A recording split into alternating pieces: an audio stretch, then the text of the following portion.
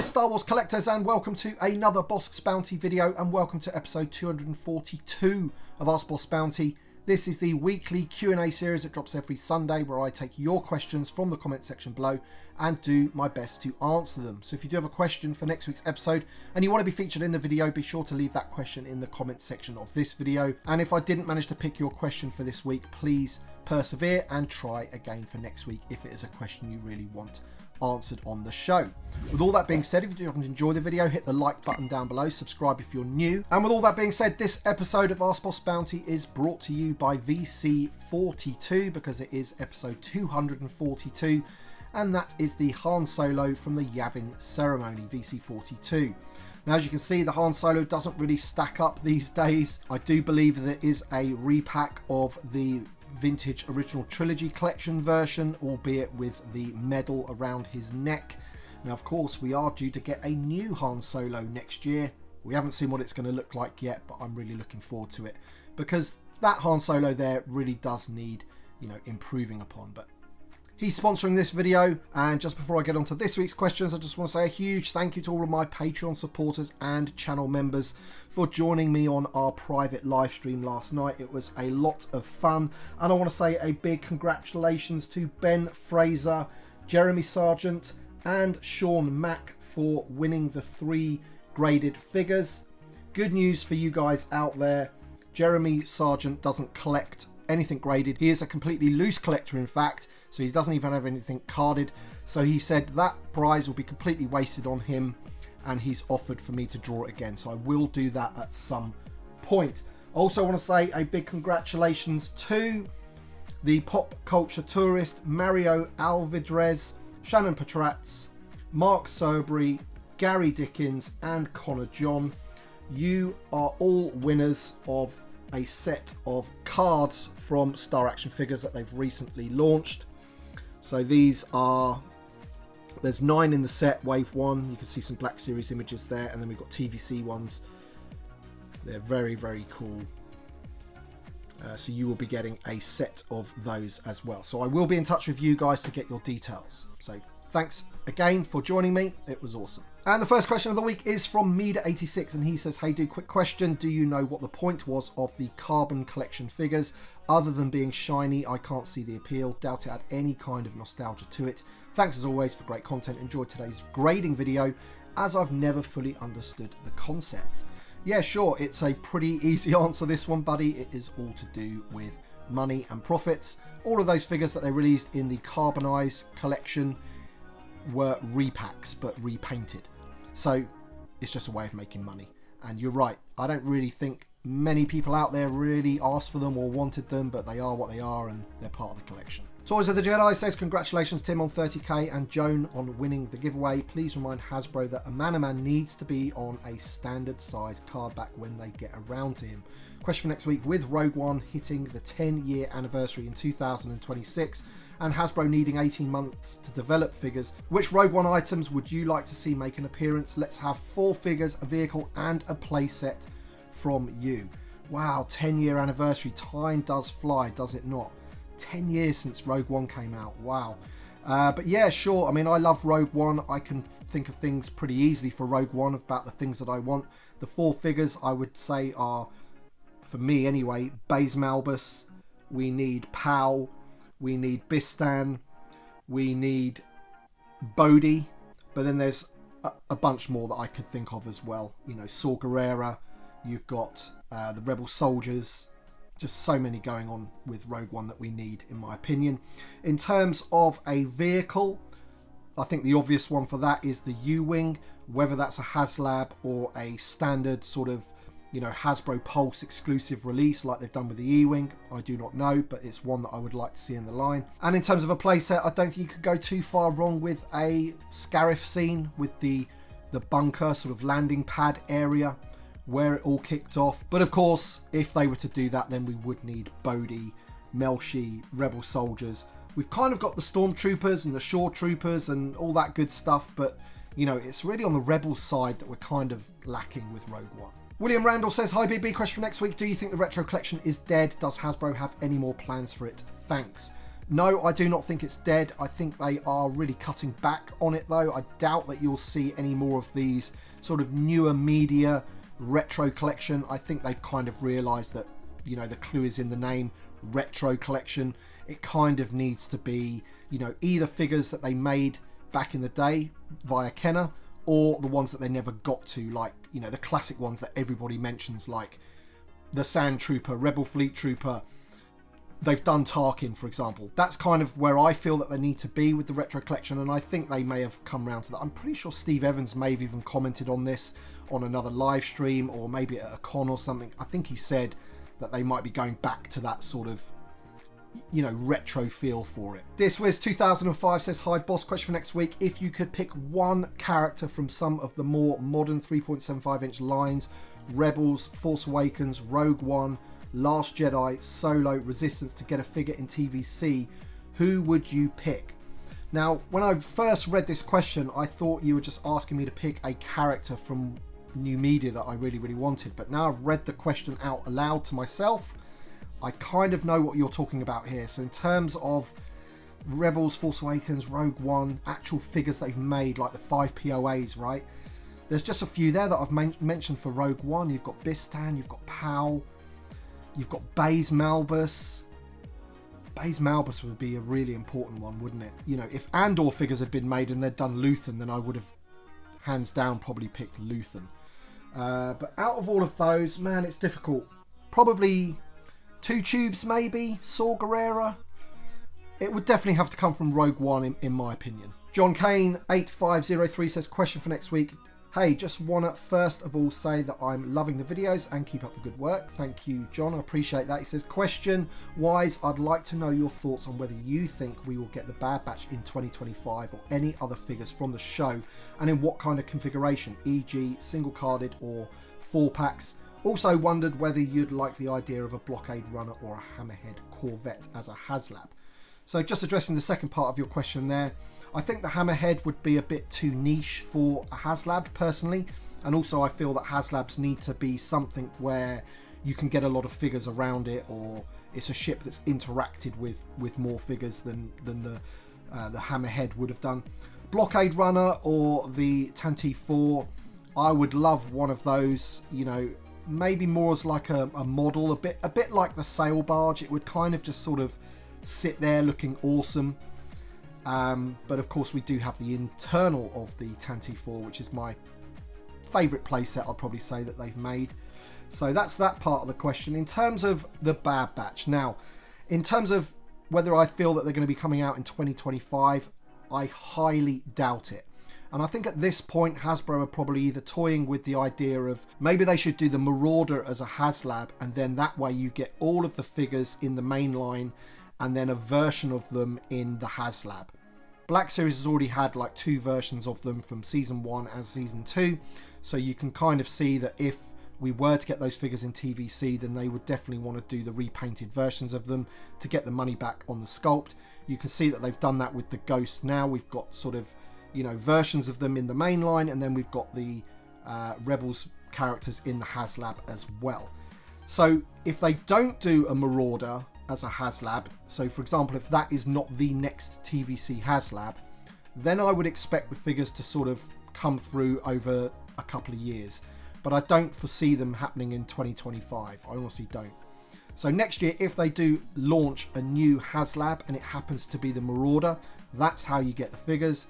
If it's something else as the HasLab, then I feel that they do need to just get those figures out in the main line, but I doubt they'll be released all at once, if you kind of understand what I'm saying. A couple of similar questions about accessories here, and Scorched Stop Motion says, question for next week, how likely is it for Hasbro to release bonus accessories for sets? For example, the Streets of Mos Eisley has some great accessories, but I'm sure people want to add more to their dioramas to make it look more busy. Also, this idea can act like replacements in case one were to lose the original accessories. And Midnight Hour says, question for next week, hi Tim, congratulations on 30k, well done and love the channel. What do you think of the idea of Hasbro putting out world building accessories packs for very small dioramas?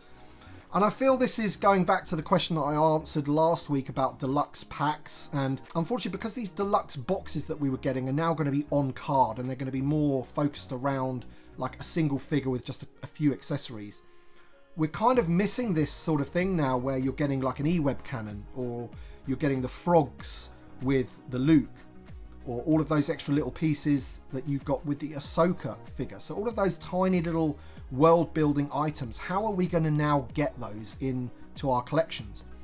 If they're going to be getting rid of those, you know, deluxe boxes, I kind of find it difficult to know how they're going to be doing that. So in terms of accessory packs, I doubt that we'll ever see that personally. You know, we might do, but I just can't really see it. So my question really is to Hasbro, now that you've finished with those deluxe boxes, how are you going to get those important accessories to us that we need, like the E-Web cannon? I mean, that's a great example, the E-Web cannon, isn't it? Because if you look at the Snowtrooper, for example, we're getting him on single card, that's great. But they use that E-Web cannon in The Empire Strikes Back, and that would have been a absolutely perfect deluxe version of the Snowtrooper. So you've got a Snowtrooper, and then you've got that E-Web cannon on top, and I think, you know, people would have bought that, just like people bought the Stormtrooper version. So I'm wondering how we're going to get all of that stuff now, and I'm in the dark just as you guys are. Intelligent Chimp says, hi BB, just watched your grading video. Question for next week. Out of curiosity, do you know what it would take to get a 100% rating? Is it even possible? Do they detail what about the figure or card got marked down? And how do you ship it to the grader so that it arrives with them in the same condition that you sent it?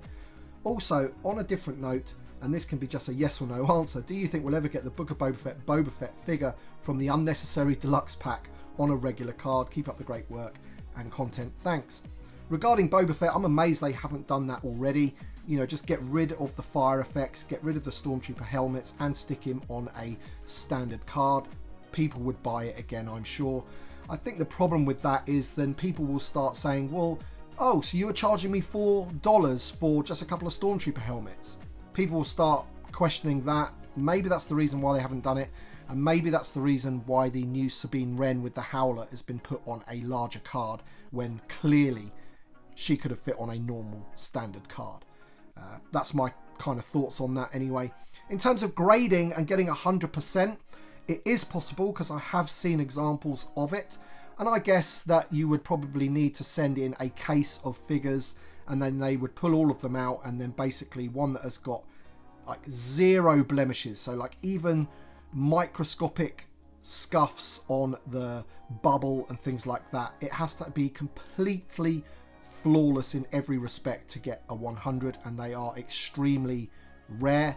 I haven't seen one for a long time, and the ones that I have seen are on like older figures and things like that. In terms of me getting the stuff to the graders, I tend to sort of star case things up, put them in double boxes, all that kind of stuff. But you know, if I want a U grade of something, like I did for the 2 figures that came with the Jabba the Hutt, I send in the whole box basically, you know, and then they send me the Jabba back with the box. They take out the carded figures, so theoretically they are brand new, case fresh, but as you know, things can get scraped a little bit inside the box and things like that. So they got 95s, which I would expect. But yeah, it is possible to get 100. Jesse Perez says, hey BB, why do you think we're getting all of these figures of shows when we've still got figures from the Bad Batch and the Clone Wars that still need to be created and released? Well, buddy, unfortunately, we only do have a certain amount of slots per year for figures. They can't release, you know, everything in 1 year. And if there is a new show, then it has to be supported. And I think that's right. At the end of the day, Disney and Lucasfilm are going to be insistent on that. Of course, they're going to want product to back up their, you know, most latest and greatest thing. As time goes on, if something is a hit or a miss, then you'll see, obviously, the figure selection reflect that. So, for example, Last Jedi, we don't really have too much of that. Rise of Skywalker, we don't really have too much of that. Mandalorian, big hit, we've got 45 figures from it. So there you go. James Birch says, thanks for all you do. Question for next week. Off topic, I'm a few years older than you. I grew up in the 80s watching some great UK TV like Doctor Who, Are You Being Served, Monty Python, Fawlty Towers, etc. Since then, I've discovered Last of the Summer Wine, Only Fools and Horses, Open All Hours, Porridge, To the Manor Born, All Creatures Great and Small, Old and New, etc. What US TV did you have access to back then, and what were some of your favourites? Well, for a start, you can't go wrong with Only Fools and Horses, my friend. That is like a British classic. Absolutely hilarious TV show. Went on for decades. Really, really good. So yeah, man, we had access to a lot of US TV. If you're talking about like comedies, which you're listing there, in terms of American comedies, we had, and you know, this is debatable whether they were actually funny or not, but we had, you know, things like Roseanne, and we had Alf and all that kind of thing, Cheers, and then, you know, other things, all the classics, the A-Team, Airwolf, Dukes of Hazzard, Blue Streak, Knight Rider. We had all of that good stuff, man. Don't worry about that. We were watching it. Darth Burke says, hello, BB. Congratulations on reaching 30,000 subscribers. That's an amazing accomplishment, and you should be proud of what you've done for the Star Wars community. Question for next week is in regards to ships that deserve maybe a new one. I had the original Rebel Transport way back in the day. It was cool transport and figure carrier that we had at the time. Would you like to see a new updated Rebel Transport with maybe some new features? Maybe cargo pods or movable compartments that house electronic equipment and gear from Hoth. Would love to hear your thoughts on this. I'd love to add a new update to my collection of Rebel ships. Thanks for everything you do for the community. So I've got to be honest, buddy, I do have a kind of sort of love-hate relationship with the Rebel Transport. I say hate, I don't hate it, but I remember the Christmas that I got it and my next door neighbour got the AT-AT. So I looked at my ship and I looked at his ship and I thought, ugh. And the Rebel Transport for me, the Kenner one, was, as you say, more of a carry case. I used it for, you know, just holding all of my figures basically, instead of them being in a tub. I never really sort of played with it. It wasn't like an X-Wing or an AT-ST Scout Walker. It was kind of this thing that just sort of sat there. It didn't really have too much play value, you know, if you're comparing it to the AT-AT, for example. So I've always kind of looked at that ship as not being too glamorous, is probably a good word. And for that reason, it's not something that I would really push for in TVC. I just think there's loads of other ships that I would like ahead of that. But I can understand why you like it. It's got a lot of nostalgia and things like that. And as I say, you know, part of me loved it because I did used to play with it as a kid. But also part of me sort of irks me because my friend next door got the AT-AT and I was like, oh man, come on, that's infinitely better. Gary Moore says, great live stream for the channel members. Question for next week, do all ducks fly south for the winter? So this is in reference to the software that I use to determine who wins the giveaways and stuff. It's a little duck race game that we play on the live stream. But yeah, channel members and Patreon supporters, this is the sort of high-tech things that you are subjected to in our live streams. Brian Grisby says, great videos always, BB. Question for next week, what are the chances that we could get a vintage collection Plo Koon or other prequel council members in a multi-pack? Looking at the Acolyte sculpts makes me really want figures like Plo Koon, Obi-Wan, Sassy's Tin, etc. So I'm not too sure about a multi-pack, but my hope is that, you know, if we look at these two figures here, we've got Sol and we've got Obi-Wan. We're getting a new Old Ben next year, so hopefully that's going to be a new sculpt as well. So there's 3 different Jedis that you have, right from, you know, pre-prequel, prequel, and then you've got original trilogy. My hope is that they could make out of those 3 figures some other Jedi, you know, whether it be using the arms or the legs or whatever. There's some tooling from there that they could use for prequel Jedi, I'm sure. Now, I do know that, you know, all of the Jedi have different variations of their outfits and things like that, but I think for some of the background Jedi that are in the arena, for example, from Attack of the Clones, I think you could probably get away with using a mix and match of some of the figures that we've already got out there. I'm pretty sure they can do that. Or just release a whole new Qui-Gon, and then maybe that figure again could be used to at least make some more Jedi. That's kind of my thoughts on it. And hopefully, if it's not next year, then the year after we'll get more prequel figures in general, and part of that will be the Jedi, I'm sure. G.I. Joe Review Podcast says, question for next week, how do you feel about your likeness being used for the Gentle Giant Jumbo Book of Boba Fett figure? Seriously though, the resemblance is uncanny. Do you plan to get one just so you have a jumbo figure of yourself? Keep up the great work. So I've had to look up what it is. I'm going to put it on screen now and I'll leave you to decide whether you agree with G.I. Joe Review Podcast, whether that is my likeness or not. Steve DeBursa says, hi BB, great show as always. Thank you for the extended episode for this week and congratulations on the 30k milestone. Question for next week, do you foresee more vehicles being released as exclusives like the E-Wing in 2025 through Hasbro Pulse and Disney Store rather than the mainstream releases? I really hope we get more vehicles and beasts in 2025. Thanks as always, Steve. I'm not too sure if we'll get more vehicles than we did this year, for example, but I foresee what they did with the E-Wing as being a thing in the future. You know, if we get a vehicle next year, whether it's for Return to Tatooine or something else, it's likely that they'll probably use the same model. Maybe they'll open it up to full fan channels. I just can't see the retailers taking them. I just think that's something that we need to overcome for us to get any sort of decent amount of vehicles in the line. So I predict that we'll probably get 1, maybe 2 vehicles next year. And if we do get a beast creature, then hopefully it'll be something like the Bantha or something like that. That would be pretty cool. Zamot Rogue says, hey Tim, congrats on 30k. Question for next week. With the return to Tatooine sub-theme coming and the recent critters, any word on maybe a new Bantha? Also, when in actual hell are we going to revolt and force them to give us a spectacular new Bossk? Torches and pitchfork at the ready. Love the show. I would love for them to do a new Bossk, absolutely. I mean, he's not massively high on my sort of want list because this one that we have here is a really good Bossk, but you know, he's lacking in articulation and things like that, so it would be nice to get a new one. It's not something that I would really push for right now, just purely because of all the other stuff that we're wanting. As for a new Bantha, I've heard nothing about that. It would be pretty cool. Bantha Dewback, both of those for Return to Tatooine would be great. And Scott Borum says, hey Tim, congrats on 30,000 subscribers and thanks for all you do for the collecting community. Question for next week. 2 questions actually. With the Return to Tatooine theme and Hasbro releasing more and more creatures, do you see them releasing a Dewback with a carded Sandtrooper? It'll be a massive seller for them. And also, do you think we'll get a 3-pack of Qui-Gon, Obi-Wan and Darth Maul like they did in the Black Series?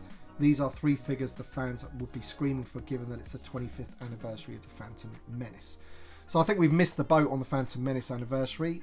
I honestly do. I can't see us getting anything for that now. Those 3 figures would be a very good 3-pack. I completely agree. I can't really see it happening next year, possibly the year after.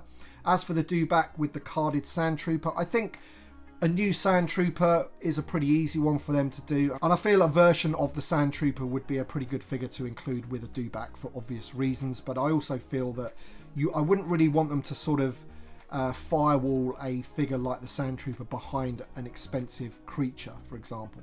I feel the Sandtrooper kind of needs to be just out there for everybody to get, because you'd want maybe 3, 4, 5 of those for various dioramas and things like that, when maybe you only want maybe 1, maximum 2 Dewbacks. But maybe they could do like I don't know, Sandtrooper Sergeant or something with a different colour pauldron for the one that comes with the Dewback. Maybe that would be a decent way around it. And that's not saying that the Dewback is coming, I'm just saying that would be a good way of doing it. Jeff Russell says, Tim, question for next week, if not already covered. With the 2 playsets, E-Wing, Blurg and Wave of figures all hitting in 2024, how does this year compare to previous years in the amount of stuff we're getting? We've been asking for more, but objectively, is 2024 a bigger year for TVC product offering? I know you and others keep track of this stuff better than I can. So I feel that it's pretty similar to the last 2 years in terms of the amount of stuff that we're getting. You know, vehicles, we've had creatures this year which we haven't had previously, we've had some play sets, things like that. So that all looks pretty similar to me. I counted the figures as well, and we've had a similar amount of figures from this year to last year as well. I think the reason everyone looks sort of at 2024 as being a bit of a poor year is the figures that aren't all new. So the ones that are new are great, like the Rebels figures and the Ahsoka figures and things like that. They're really good. You know, your Kanans of this world, really good figures. I think it's just the supplementary figures that have come out around that. We've had a lot of this kind of thing. You know, a lot of different Din Djarins and things like that. Just too much of the same thing, and they didn't really sort of mix it up enough. And that's where I feel this year's been sort of a bit of a letdown. It's almost boring, if you like. You know, it's just same thing. Bo-Katan with a different shoulder piece, and you know, a repacked Ahsoka, a repacked Axe Woves. It's all samey same. But in terms of like numbers, in terms of the things that we've got, I feel it's pretty similar. Dan Von Carr says, question for next week, if the vintage collection is indeed a plane that has begun its descent, what would you say Hasbro must make in the next few years that will satisfy you and give you closure with this line? The greatest toy line ever, by the way. Absolutely, buddy.